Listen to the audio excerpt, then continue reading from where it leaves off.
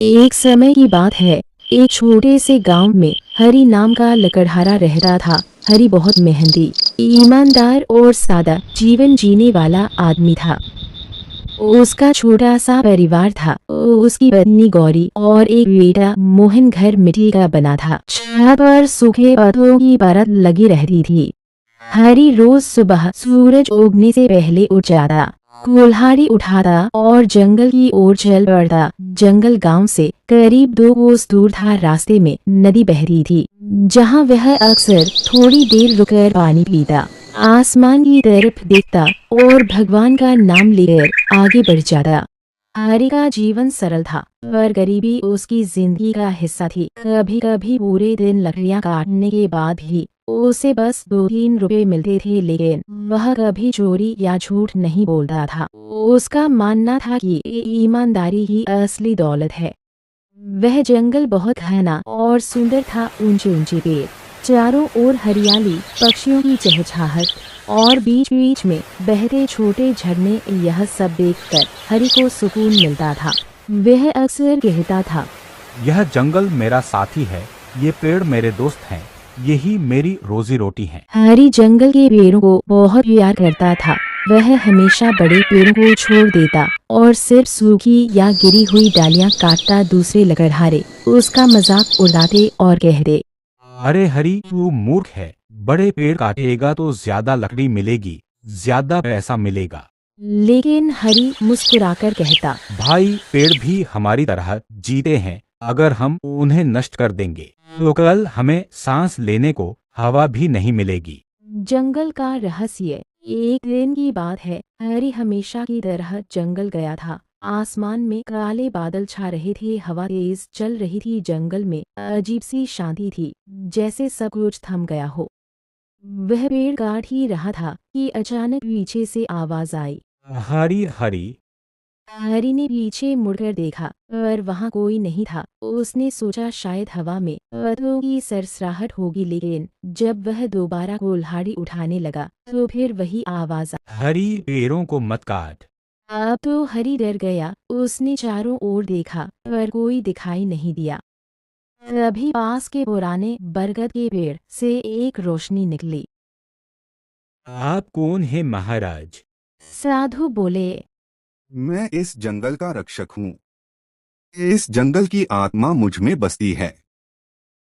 तुम दूसरों जैसे नहीं हो। तुम जंगल को काटने नहीं, बचाने आते हो। इसलिए मैं तुम्हें एक वरदान देना चाहता हूँ। हरी घबरा गया, बोला, महाराज, मैं तो बस अपना पेट पालने आता हूँ, मुझे किसी वरदान की जरूरत नहीं। साधु मुस्कुराए, नहीं हरि, यह वरदान तुम्हारे लिए नहीं, तुम्हारे परिवार और आने वाली पीढ़ियों के लिए है। आज से अगर तुम किसी पेड़ को बिना वजह नहीं काटोगे और जंगल की रक्षा करोगे, तो जंगल तुम्हारा साथी बन जाएगा। जब भी तुम किसी मुसीबत में फंसोगे, जंगल तुम्हारी मदद करेगा। इतना कहकर साधु हवा में विलीन हो गए। हरि हैरान रह गया। उसने उस दिन से यह प्रण लिया कि वह कभी भी किसी हरे पेड़ को नहीं काटेगा। वह सिर्फ सूखी लकड़ियां ही उठाएगा। गांव में परिवर्तन। धीरे धीरे हरि की यह बात पूरे गांव में फैल गई। लोग कहते, हरी पागल हो गया है, जंगल के भूत से मिला है। लेकिन हरि ने किसी की बात पर ध्यान नहीं दिया।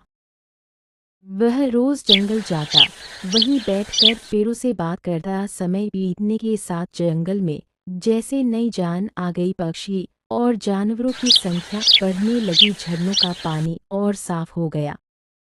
गांव वाले अब समझने लगे थे कि हरि कुछ गलत नहीं कर रहा। कई लोग अब उसके साथ जंगल की रक्षा में जुड़ गए। गांव में धीरे धीरे सुख शांति फैलने लगी। लालच की छाया। लेकिन हर जगह अच्छाई के साथ बुराई भी होती है। उसी गांव में भोलू नाम का एक लालची आदमी रहता था। उसे हरि की प्रसिद्धि और गांव के सम्मान से जलन होने लगी।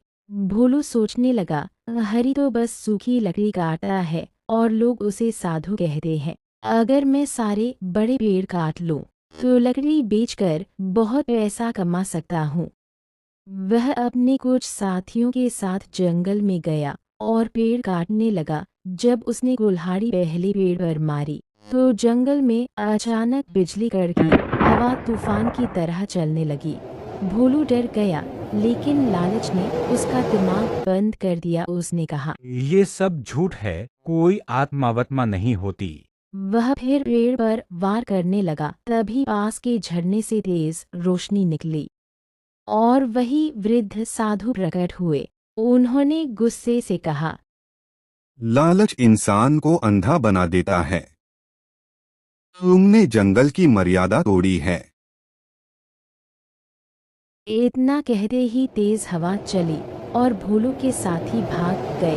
भोलू वहीं बेहोश होकर गिर पड़ा।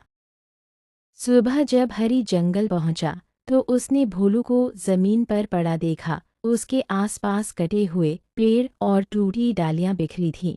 हरी ने पानी छिड़ककर उसे उठाया। भोलू कांपते हुए बोला, हरी, मुझे माफ कर दो। मैं लालच में आ गया था। साधु बाबा सच में हैं।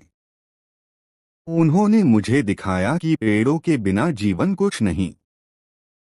हरी ने मुस्कुराकर कहा, भोलू, अब समझ आया कि जंगल हमारी माँ है। अगर हम उसकी रक्षा करेंगे तो वह हमें जीवन देगी। उस दिन के बाद भोलू ने कभी पेड़ नहीं काटा। वह हरी का साथी बन गया और दोनों ने मिलकर जंगल की रक्षा का काम शुरू किया। जंगल का आशीर्वाद। कुछ महीनों बाद गांव में भीषण सूखा पड़ा। कई गांवों में पानी नहीं था। फसलें सूख गई थीं, लेकिन हरी के गांव में अभी भी झरनों से पानी बह रहा था। गांव वाले हैरान थे कि यह कैसे हुआ। हरी ने कहा, यह जंगल का आशीर्वाद है। हमने इसे बचाया, अब यह हमें बचा रहा है। लोगों की आंखों में आंसू आ गए और प्रण लिया कि अब कोई भी बिना वजह पेड़ नहीं काटेगा। साल बीते गए। हरी बूढ़ा हो गया। अब उसका बेटा मोहन जवान हो चुका था। एक दिन हरी ने उसे बुलाया और कहा, बेटा, याद रखना, यह जंगल सिर्फ लकड़ी का ढेर नहीं है, यह जीवन का स्रोत है। अगर तुम जंगल की रक्षा करोगे तो यह हमेशा तुम्हारे साथ रहेगा। हरियाली की कहानी। कई साल बाद हरी इस दुनिया से चला गया, लेकिन गांव में उसके नाम का स्मारक बना, हरिवन। पूर्णविराम। अब वह जंगल गांव की पहचान बन चुका था। वहां रोज लोग पेड़ लगाने आते, बच्चे खेलते और पक्षियों की चहचहाहट से सारा वातावरण गूंजता रहता। प्रकृति हमारी है, अगर हम उसका आदर करेंगे तो वह हमें जीवन देगी, लेकिन अगर हम उसे नष्ट करेंगे तो हमारा अस्तित्व भी मिट जाएगा। मेहनत, ईमानदारी और पेड़ों के प्रति प्रेम ही असली संपत्ति है।